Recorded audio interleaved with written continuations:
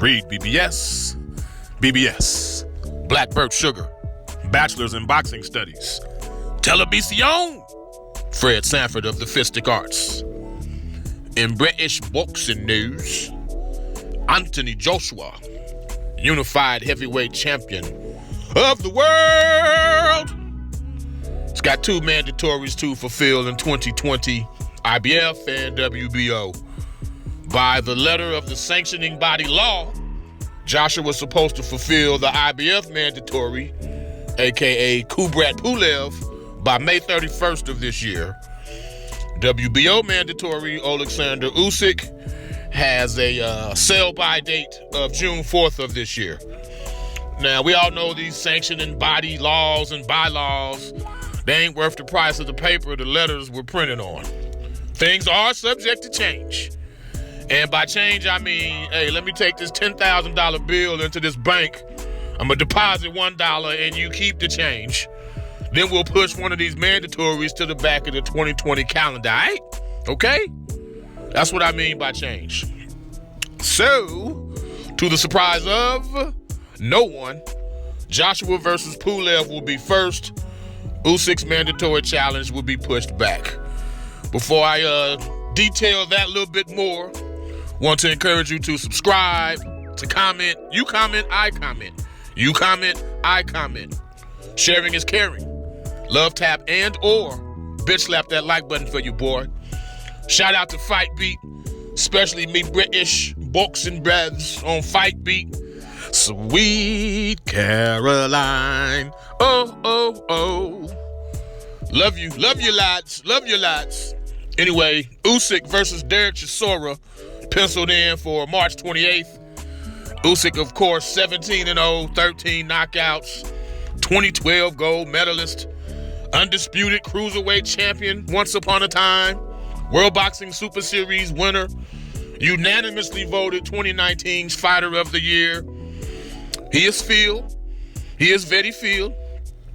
And he's also untested at heavyweight at the moment. And no, I'm sorry, the remnants of Chaz Witherspoon, that does not count. Now, Chisora, he's a good litmus test. He won't beat Usyk, but he's a good pre-Joshua litmus test for him to show us exactly what we can expect out of heavyweight Usyk. Joshua Pulev, per Eddie Hearn, that'll take place late May, early June, likely in London, which equals Wembley Stadium if my geography is correct. And if I'm wrong, please correct me. Joshua, 23-1, 21 KOs. Pulev, 28-1, 14 KOs.